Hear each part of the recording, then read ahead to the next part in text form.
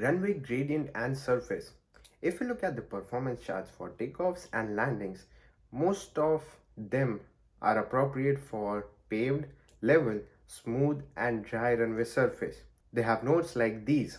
If any of these conditions are different for the runway you use, you need to adjust the takeoff and landing distances using the notes described in the charts. The runway gradient or slope refers to the amount of change in the runway height over its length.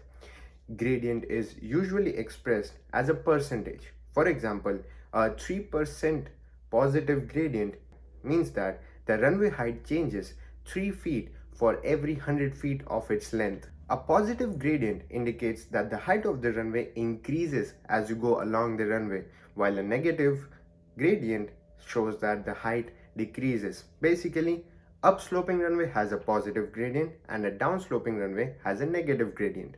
Now, how does it affect performance?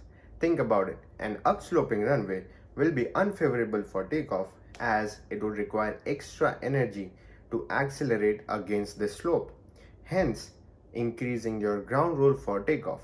On the other hand, the same runway would be favorable for landing as it would decelerate the airplane and decrease your landing rollout after landing.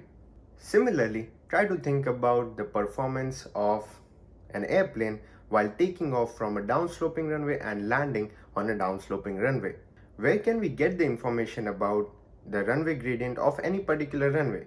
It is the chart supplement. Look at the chart supplement of the airport and look at the runway in use. You would find numbers next to the runway giving you the gradient. Generally, any runway surface that is not hard, smooth and dry will increase the takeoff roll. This is due to the inability of the tires to roll smoothly along the runway. For example, on runways that are muddy or covered with grass or snow, the tires may sink into the ground. This reduces the acceleration of the airplane, sometimes to the extent that it may be impossible to take off from that particular runway on that day. Apart from the runway gradient and the surface texture, the conditions of the runway also affect the landing and takeoff performance, especially the braking performance.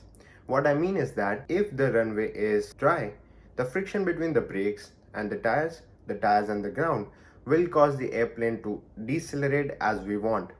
But when the runway becomes wet, less friction is available and your landing roll will increase. In some cases, you may lose braking effectiveness because of hydroplaning. Hydroplaning is the condition which happens when there is a thin layer of water between your tires and the runway. Braking effectiveness might be completely lost on a runway that is covered with ice. If you want to accelerate or operate in these conditions when braking effectiveness is reduced, make sure that there is enough runway length available to accommodate for these factors and the wind is favorable. Now, although mud, grass or snow reduce the friction between tires and the ground or the runway, in some cases they might actually decrease your landing roll. This is because they act as obstructions to the tires.